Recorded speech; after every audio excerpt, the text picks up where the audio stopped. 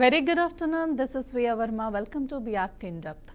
మా పిల్లల భవిష్యత్తులో రాజకీయాలు ఆడుతూ ప్రస్తుతం ఇది గ్రూప్ 1 ర్యాంకర్ల తల్లిదండ్రుల ఆవేదన. సోమాజిగూడ ప్రెస్ క్లబ్లో కన్నీటి పర్యంతమై మాట్లాడిన వారు తమ పిల్లలు చేసిన శ్రమ, తాము చేసిన త్యాగాలను గుర్తు చేసుకున్నారు. 3 కోట్లు ఇచ్చి ఉద్యోగాలు కొన్నామన్న ఆరోపణలు పూర్తిగా అసత్యమని, అవి తమ కుటుంబాలను తీవ్ర మనోవేదనకు గురి చేస్తున్నాయని ఆవేదన వ్యక్తం చేశారు. రోజు కష్టపడి చదివిన, అప్పులు చేసి చదివించిన, ఒక పూట తిని ఒక పూట వదిలి చదివించిన మా పిల్లలను ఇలా దుష్ప్రచారం చేయొద్దని నేతలను ప్రెస్ క్లబ్ వేదికగా వేడుకున్నారు. హైకోర్టు ఇటీవల గ్రూప్ 1 మెయిన్స్ ఫలితాలను రద్దు చేసిన తీర్పు తర్వాత ఈ కుటుంబాలు ఆందోళన మరింత పెరిగింది. పరీక్షల అవకతవకలపై విచారణ జరగొచ్చు, కానీ నిందలు వేసి పిల్లల భవిష్యత్తును పాడు చేయొద్దని తల్లిదండ్రులు విజ్ఞప్తి చేస్తున్నారు. మేము ఎలాంటి విచారణకైనా సిద్ధం, కానీ నిరూపణ లేకుండా నిందలు వేయొద్దు.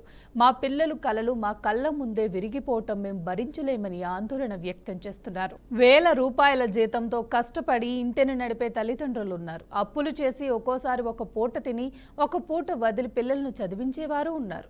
అలాంటి తల్లిదండ్రులు ఇప్పుడు బాధను వ్యక్తం చేస్తున్నారు. 3 కోట్లకు ఉద్యోగం కొన్నామనేది నిజమైతే మేమే నిరూపించుకుంటాం, కానీ మాకు అంత స్తోమత లేదు. వారి మాటల్లోని బాధ, వేదన స్పష్టంగా కనిపిస్తోంది. మా పిల్లలు కష్టపడి ర్యాంక్ తెచ్చుకున్నారు, ఎలాంటి అవినీతి జరగలేదని మేము నమ్ముతున్నాం అని తల్లిదండ్రులు స్పష్టం చేశారు. ఎవరికైనా అనుమానం ఉంటే ఆధారాలు చూపించాలి. ఆధారాలు లేకుండా ఆరోపణలు చేస్తే అది మా గౌరవాన్ని దెబ్బతీస్తుంది. పిల్లల భవిష్యత్తు కూడా చీకట్లో పడుతుంది. ప్రెస్ క్లబ్లో మాట్లాడినప్పుడు చాలా మంది తల్లిదండ్రులు కన్నీళ్లు పెట్టుకున్నారు. ఒక తల్లి మాట్లాడుతూ అన్నారు, నేను స్కూల్లో 10,000 జీతానికి పనిచేస్తున్నాను, 30,000 రూపాయల బ్యాంక్ బ్యాలెన్స్ కూడా చూడలేదు. అలాంటి నేను 3 కోట్లు ఎక్కడి నుంచి ఇస్తాను అని రోధించారు. సెప్టెంబర్ 9న హైకోర్టు గ్రూప్ 1 మెయిన్స్ ఫలితాలను రద్దు చేసిన విషయం తెలిసిందే. పరీక్షల నిర్వహణ, మూల్యాంకనంపై ప్రశ్నలు లేవనెత్తడంతో ఈ నిర్ణయం వచ్చింది. కానీ దీనివల్ల ఎక్కువగా ఇబ్బంది పడుతున్న వారు, కష్టపడి ర్యాంక్ సాధించిన విద్యార్థులు, వారి తల్లిదండ్రులు పరిశీలన చేయండి, విచారణ జరపండి, కానీ మా పిల్లల కలలను పాడు చేయొద్దు అని తల్లిదండ్రులు విజ్ఞప్తి చేస్తున్నారు. తల్లిదండ్రుల పిలుపు స్పష్టం. మా పిల్లల భవిష్యత్తుతో రాజకీయాలు ఆడొద్దన్నారు. పోస్టులు కొనుగోలు చేశారన్న ప్రచారంతో మా పిల్లల పేరు చెడగొట్టకండి. ఎవరి పార్టీ అయినా, ఎవరి నాయకుడైనా మా బాధను అర్థం చేసుకుని సహకరించాలి. దుష్ప్రచారం ఆపాలని వేడుకున్నారు. ఇదే అంశానికి సంబంధించి పూర్తి విశ్లేషణ అందించడానికి మనతో పాటు ఉన్నారు కోట రమేష్ గారు, డివైఎఫ్ఐ స్టేట్ ప్రెసిడెంట్, అలాగే నరేష్, ఏబిఎస్ఎఫ్ స్టూడెంట్. నమస్కారం అండి. నమస్కారం అండి. గ్రూప్ 1 ర్యాంకర్ల తల్లిదండ్రులు ఎందుకు సోమాజిగూడ ప్రెస్ క్లబ్ కి వచ్చి మీడియా ముందు కన్నీళ్లు పెట్టుకున్నారండి? తెలంగాణ రాష్ట్రంలో గ్రూప్ 1 పరీక్షల నిర్వహణలో ప్రభుత్వ వైఫల్యం పూర్తిగా స్పష్టంగా కనబడుతుంది. గత 11 ఏళ్లుగా తెలంగాణలో గ్రూప్ 1 పరీక్షల్ని నిర్దిష్టంగా పారదర్శకంగా నిర్వహించడంలో గత బీఆర్ఎస్ పార్టీ వైఫల్యం చెందింది. గత ప్రభుత్వం కాంగ్రెస్ పార్టీ అధికారంలోకి వచ్చిన తర్వాత కూడా గ్రూప్స్ పరీక్షలన్నింటినీ పారదర్శకంగా నిర్వహిస్తామని చెప్పేసి యూపీఎస్సీ తరహా పరీక్షల నిర్వహణ తెలంగాణలో అమలు చేస్తామని చెప్పేసి హామీ ఇచ్చింది. గతంలో గ్రూప్ 1 పరీక్ష రాస్తామా, ఉద్యోగాలు వస్తాయా లేనటువంటి ఒక పెద్ద ఎత్తున ఆందోళన ఉన్నది. దాంతోపాటు పరీక్షల నిర్వహణ అనేది గాలికి వదిలేసింది. టీఎస్పీఎస్సీ కానీ, ప్రభుత్వ యంత్రాంగం కానీ, ప్రభుత్వం యొక్క నిర్వహణ కూడా పరీక్షలు అంటే ఒక గందరగోళం, అయోమయం, లీకేజీలు, లిటిగేషన్లు, ఇది నడుస్తాయా లేదనేటువంటి ఒక గందరగోళం ఉన్నది. దాన్ని నివారించడంలో రాష్ట్ర ప్రభుత్వం పూర్తిగా వైఫల్యం చెందింది. ఇక్కడ తల్లిదండ్రులు గతంలో అంటే పరీక్షలు రాసిన వాళ్ళు, మెయిన్స్ లో సెలెక్ట్ అయినటువంటి వాళ్ళని అనుమానించడం, అవమానించడం కాదు, కానీ ఇది బాధ్యత వహించాల్సింది రాష్ట్ర ప్రభుత్వం. ఎందుకు పరీక్షల నిర్వహణలో వైఫల్యాలు కొనసాగుతున్నాయి?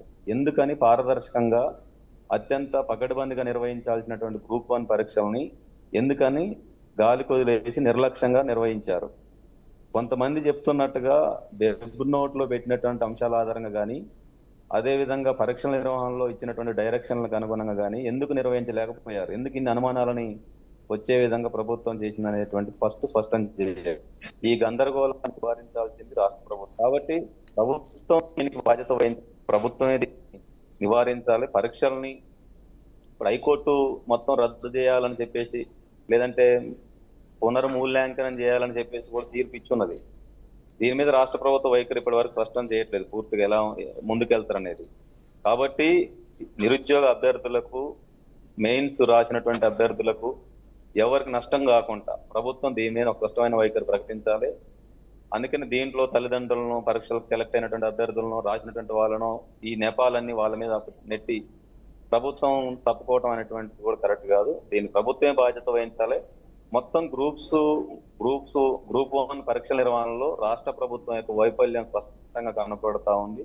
దీని అంతటికి రాష్ట్ర ప్రభుత్వమే బాధ్యత వహించాలి. టీఎస్పీఎస్సీ ముఖ్యంగా టీఎస్పీఎస్సీ అధికారుల బాధ్యత రాహిత్యం, పరీక్షల పట్ల వాళ్ళకు ఉన్నటువంటి బాధ్యత రాహిత్యం, నిర్వహణలో చాలా గందరగోళాలు ఉన్నాయి, అనేక రకాల అంశాలు ఉన్నాయి. కాబట్టి ఆ అధికారుల పైన కూడా చర్యలు తీసుకోవాలని డివైఎఫ్ఐగా మేము డిమాండ్ చేస్తాం. రమేష్ గారు, మా పిల్లలు భవిష్యత్తులో రాజకీయాలు ఆడొద్దు అంటున్నారు తల్లిదండ్రులు. ఈ ఆవేదన అసలు ఏ విధంగా చూడొచ్చు? ఇప్పుడు ప్రభుత్వం చేసిన వైఫల్యానికి తల్లిదండ్రులని, విద్యార్థులని ఇబ్బందులు పెట్టేటువంటి వైఖరి అనేది కరెక్ట్ కాదు. కాబట్టి ప్రభుత్వం ఎవరికి నష్టం జరగొద్దు. మేము ఎవరైనా కోరేది అక్కడ సెలెక్ట్ అయినటువంటి అభ్యర్థులు కానీ మిగతా వాళ్ళకి కానీ ఇది ఒక గందరగోళం, ఒక రకమైనటువంటి అయోమయానికి తావిచ్చింది ప్రభుత్వం. దీన్ని ప్రభుత్వం ఎట్లా సాల్వ్ చేస్తుంది, ఏం చేస్తుంది అనేటువంటి ఒక వైఖరి ప్రకటించాలి. కాబట్టి ఇప్పుడు హైకోర్టు ఇచ్చిన తీర్పు ఆధారంగా మేము సంఘాలుగా మేము మాట్లాడటం అనేది కూడా కాదు. అంటే ప్రభుత్వం స్పందించాలి. ఆ హైకోర్టులో ఇచ్చినటువంటి తీర్పు మీద ప్రభుత్వం ఎట్లా ముందుకు పోతుంది అనేది అందుకనే ప్రముఖులు, నిపుణులతోటి అవసరమైతే టీఎస్పీఎస్సీ ఉన్నటువంటి అధికారులు కానీ, గ్రూప్స్ పరీక్షల నిర్వహణకు సంబంధించినటువంటి కొంతమంది నిపుణులతో కానీ ఒక కమిటీ వేసి పూర్వాపరాలు ఏంటి అనేది పూర్తి స్థాయిలో చర్చించిన తర్వాత దీని మీద ముందుకు పోవటం మంచిది అనేది మేము కోరుతున్నాం. కాబట్టి ఇప్పుడు పార్టీల నాయకుల ఇంకొకళ్ళ ఎవరైనా సరే ఎవరు కించపరిచే విధంగా మాట్లాడినా అది మరీ ఇబ్బందికరంగానే ఉంటది. కాబట్టి తల్లిదండ్రుల, విద్యార్థుల అభ్యర్థుల యొక్క ఆవేదనని పరీక్షల నిర్వహణలో లోపాలు ఎక్కడ జరిగినాయో ప్రభుత్వం స్పష్టం చేయాలి. ఎందుకు లోపాలు జరుగుతున్నాయి? గతంలో కూడా జరిగినాయి, 10 ఏళ్ల బీఆర్ఎస్ పాలనలో కూడా జరిగినాయి. కాంగ్రెస్ పార్టీ వచ్చిన తర్వాత కూడా మళ్ళీ అవే లోపాలు కొనసాగుతాయి. కొంతమంది అనుమానాలు వ్యక్తం చేస్తున్నట్టు కూడా కొన్ని లోపాలు జరిగిన మాట వాస్తవం అది. ఎందుకంటే పరీక్షల నిర్వహణకు సంబంధించి ఇప్పుడు సెలెక్ట్ అయిన వాళ్ళకు ఒక ఆవేదన, ఒక బాధ ఉంటుంది. పరీక్షలని సక్రమంగా నిర్వహించలేదు కాబట్టి అనేటువంటి కూడా కొన్ని వాస్తవాలు ఉన్నాయి. దీనన్నిటికీ ప్రభుత్వమే బాధ్యత వహించాలి కదా. ఇవన్నీ ప్రభుత్వం చెప్పకుండా అది సెలెక్ట్ తల్లిదండ్రులను, విద్యార్థులను, విద్యార్థులతో ఎవరి జీవితాలతో ఆడుకోవద్దు.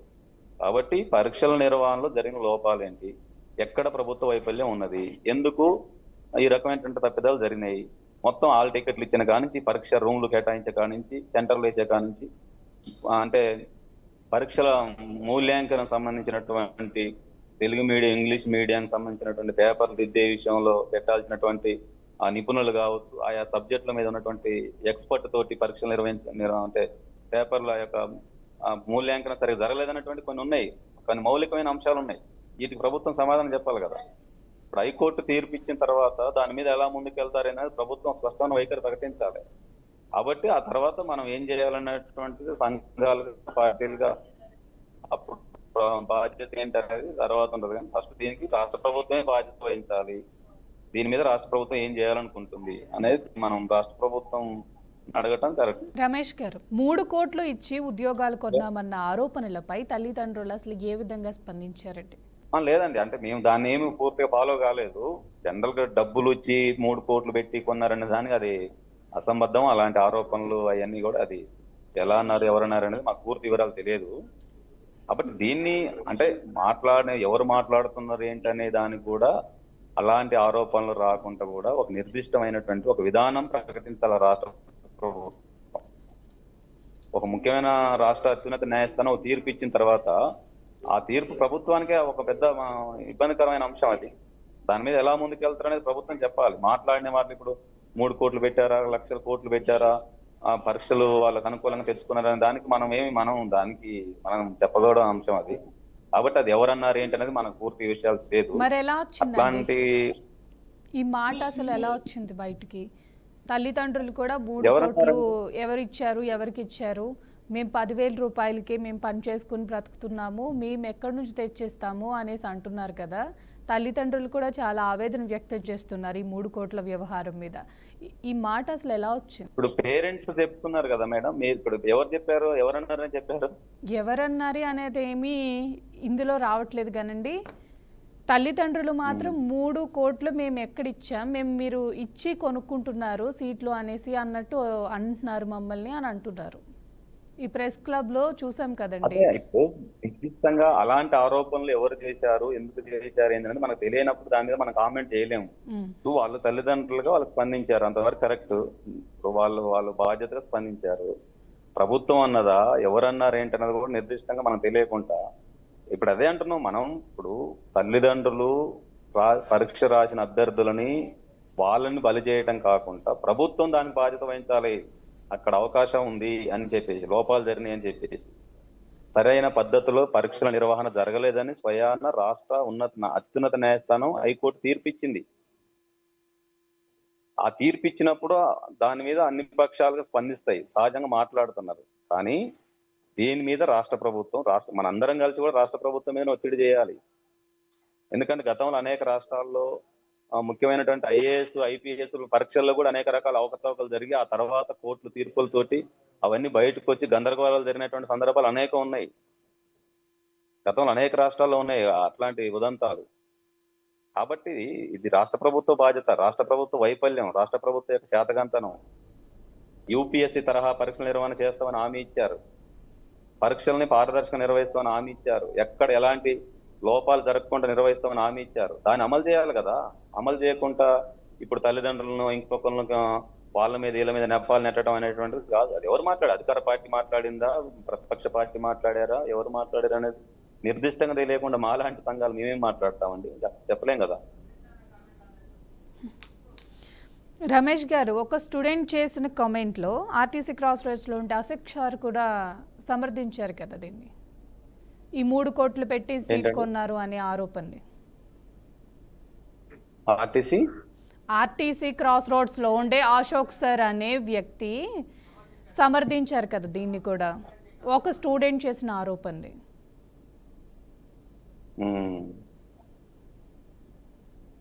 ఏమని అంటే అశోక్ సార్ అంటే తీసుకున్నట్టు ఒక స్టూడెంట్ చెప్పాడు, ఈయనేమో సమర్థించారు కదా మరి Ashok sir RTC cross roads. ఇప్పుడు ఎన్నో ఆరోపణలు అండి. మనం పాయింట్ ఇప్పుడు డబ్బులు ఇచ్చి ఎగ్జామ్ రాసింది ఇది కాదు మనం తేల్చాల్సింది. హైకోర్టు ఒక తీర్పు ఇచ్చింది, పరీక్షల నిర్వహణలో లోపాలు ఉన్నాయని చెప్పేసి ఇచ్చింది. ఎందుకు ఇచ్చింది అంటే అక్కడ ఏదో జరిగినట్టుగా ఉంది. అది ఎవరి లోపం, జీపీఎస్సీ లోపమా, అధికారుల లోపమా, అక్కడ సెంటర్ల లోపమా, పరీక్షల నిర్వహణ లోపం ఏంటి అనేది స్పష్టం చేయాలి కదా. అవన్నీ తేలకుండా హైకోర్టు ఇచ్చిన తీర్పు మీద ప్రభుత్వం నుంచి, అధికారుల నుంచి, వాళ్ళ నుంచి అసలు స్పష్టమైన ఇంకేం రావట్లేదు. రమేష్ గారు, అది రావాలి. ఇప్పుడు మధ్యలో మాట్లాడిన వాళ్ళు అశోక్ సార్, మేధావులే ఇలాంటి ఆరోపణలు చేసి సమర్థిస్తే మరి మిగిలిన వాళ్ళు సామాన్యులు ఏం చేస్తారండి? ఇప్పుడు ఒక్కళ్ళు ఇద్దరు మాట్లాడిన దానికి సమాజానికి మొత్తానికి అంటగట్టలేమండి. వారు ఏ ఉద్దేశంతో మాట్లాడినారో మనకు తెలియదు. వారు మాట్లాడిన సందర్భం ఏంటిది, అశోక్ గారు స్పందించిన అంశం కూడా మాకు తెలియదు జనరల్ గా. కాబట్టి మనం పూర్తి విషయం అంటే ఈ అంశం పట్ల ఒక న్యాయస్థానం ఒక తీర్పు ఇచ్చింది, ప్రభుత్వం న్యాయస్థానం మధ్యలో ఇది ఉన్నది, సబ్జెక్టు కీలకంగా ఉన్నది. ఇరుపక్షాల వాదనలు, ప్రభుత్వ వాదనలు, న్యాయస్థానం వాదనల మీద ప్రభుత్వం ఒక వైఖరి ప్రకటించాలి. అప్పుడు సమాజం స్పందిస్తుంది, మేధావి వర్గాలు కానీ, సంఘాలు కానీ, పార్టీలు కానీ. అసలు ప్రభుత్వం ఇది ఒక అంశం. ఇప్పుడు ఒక 11 లేకుండా స్పందించడం తప్పు కదండి రమేష్ గారు. మీ ఇందాకనే చెప్తున్నాం అండి, అసంబద్ధ ఆరోపణలు చేయటం కాదు, దీనికి ఎవరు బాధ్యత వహించాలి ఏంటనేది అది తేల్చమని అడగాలి మనందరం. ఇప్పుడు తల్లిదండ్రులను, విద్యార్థులను కాదు. పరీక్షలు ఎందుకు వాయిదా పడాల్సి వస్తుంది, ఎందుకు వాయిదా వేయాలని హైకోర్టు తీర్పిచ్చింది. దాని మీద ప్రభుత్వం ఏం చేయాలనుకుంటుంది? ఇప్పుడు పరీక్షల్ని అంటే ఈ యొక్క జోకా, దీనిపై ప్రభుత్వం ఏ విధంగా స్పందించే అవకాశాలు ఉన్నాయండి? అదే మేము కూడా ప్రభుత్వం అదే కోరుతున్నాం. ఇప్పుడు హైకోర్టు తీర్పిచ్చింది, పరీక్షలను ఆపుతారా, పునర్మూల్యాంకనం చేస్తారా, ఏం చేస్తారా అంటుంది. మేము మొత్తమే పరీక్షల నిర్వహణ గందరగోళంగా ఉన్నది అంటున్నాం. పరీక్షలు ఇప్పుడే కదా గ్రూప్ 1 కానీ గ్రూప్ 2 కానీ గతంలో అనేక పరీక్షలు వాయిదాలు పడుతున్నాయి. ఈ పరిస్థితి ఎందుకు వస్తుంది అంటున్నాం. అందుకని ప్రభుత్వం స్పష్టం చేయాలి. ప్రభుత్వం ఏం మాట్లాడుతుంది, కోర్టు తీర్పు మీద ప్రభుత్వం ఎట్లా ముందుకు వెళ్తుంది, దాన్ని బట్టి మేము ఇప్పుడు సంఘాలుగా విద్యార్థులతోటి మిగతా మేధావులతో అన్నిటి కూడా సంప్రదించాలి, మాట్లాడాల్సిన అవసరం ఉంది. ఇదంతా గందరగోళంగా ఉంది కదా. ప్రభుత్వం ఏం చేయాలనుకుంటుందో ఫస్ట్ చెప్తే దాని పట్ల ఇరుపక్షాలకు ఎట్లా న్యాయం చేయాలి ఏంటి అనేటువంటిది భవిష్యత్తులో కార్యాచరణ రమేష్ గారు అందరితో సంప్రదించాలి. డివైఎఫ్ఎల్ స్టేట్ ప్రెసిడెంట్గా ప్రభుత్వం ఏ విధంగా స్పందిస్తే బాగుంటుందని మీరు అనుకుంటున్నారు? పరీక్షలు అంటే ఇప్పుడు గ్రూప్ వన్ పరీక్షలు గతంలో కానీ ఇప్పుడు కానీ అనేక గందరగోళాలను నిర్వహిస్తున్నారు. పారదర్శకంగా స్పష్టంగా ఎవరికి నష్టం జరగకుండా అందరికి ఆమోదయోగ్యంగా ఉండేటువంటి పరీక్షల నిర్వహణకి ప్రభుత్వం ఒక వైఖరి ప్రకటించాలి ముందు. కాబట్టి ఆ వైఖరి ఏం చెప్తుందో ప్రభుత్వం చూద్దాం. ప్రభుత్వం ఏం మాట్లాడుకుంటా మేము ఇది మాట్లాడాలని చెప్పేసి కాదు, పరీక్షల నిర్వహణలో పూర్తి వైఫల్యం రాష్ట్ర ప్రభుత్వాన్ని ఈజీపీఎస్సీ అధికారులది ఉన్నది. ఈ పరీక్షల నిర్వహణ ఎందుకు ఇంత గందరగోళం నిర్వహిస్తున్నారు? ఒక పరీక్ష పట్ల కూడా ఒక నమ్మకం లేకుండా పోతున్నది. నమ్మకం కలిగించాలి. ఎక్కడ లోపం జరిగిందో ఫస్ట్ ప్రభుత్వం స్పష్టం చేయాలంటున్నాం. ఎటువంటి చర్యలు తీసుకుంటే ఇలాంటి ఆగడాలు ఆగుతాయి అనుకుంటున్నారు రమేష్ గారు? మొత్తం పూర్తిగా ప్రక్షాళన చేయాలి. టీజీపీఎస్సీలో చాలా మంది అవగాహన రాహిత్యంగా ఉన్నటువంటి అధికారులు ఉన్నారు. ఫస్ట్ ఆఫ్ ఆల్ అక్కడ ఉన్నటువంటి 100 పోస్టులు ఖాళీలు ఉన్నాయి. సక్రమంగా పరీక్షల నిర్వహణ జరగాలంటే అక్కడ ముందు పూర్తి స్థాయిలో నియామకాలు జరగాలి. రాష్ట్రంలో ఉద్యోగ నియామకాల కంటే కూడా టీజీపీఎస్సీలో నియామకాలు జరగాలి. దాంతో పాటు ఒక చిత్తశుద్ధి పరీక్షల నిర్వహణలో ఎక్కడ కూడా ఇప్పుడు కొంతమంది ఆరోపణలు చేస్తున్నట్టు అవినీతి అక్రమాలకు లేదంటే ఇతర అనేక రకాల అవకాశాలకు ఎక్కడ కూడా తావియద్దు. అంటే ఇక్కడ జరిగిందనే ఉద్దేశం కాదు, గతంలో జరుగుతున్నటువంటి అట్లాంటి అంటే అనేక అవకాశాలు ఉన్నాయి కాబట్టి పూర్తి పారదర్శకంగా ఏ చిన్న సమస్య కూడా రాకుండా పరీక్షల నిర్వహణలో అటు అభ్యర్థులకు ఇటు తల్లిదండ్రులకు ఎక్కడ ఎవరికి కూడా అనుమానాలు తావెత్తకుండా అత్యంత పారదర్శకంగా ఇప్పుడు యూపీఎస్సీ కూడా అనేక పరీక్షలు నిర్వహిస్తుందండి దేశవ్యాప్తంగా. ఇట్లాంటి ఎక్కడ రావటం లేదు. తెలంగాణలోనే తెలుగు రాష్ట్రాలు ఇక్కడ ఎందుకు వస్తుంది? అది 11 ఏళ్ల కాలంలో ఎక్కడ ఎందుకు జరుగుతున్నాయి అంటే ఇట్లాంటివి కొన్ని ఉన్నాయి. ప్రభుత్వం నిర్దిష్టమైన చర్యలు చేపట్టాలి. దాని మీద ఒక కమిటీ వేయాలి. అవసరమైతే ఎక్స్పర్ట్లతో ఒక కమిటీ వేయాలి. మేధావులతోటి ప్రజా సంఘాలతో చర్చించాలి. అందరి ఆమోదయోగ్యంతో ఒక మంచి సానుకూల నిర్ణయం తీసుకుంటుందని ఆశిస్తున్నాం. థ్యాంక్ యూ రమేష్ గారు.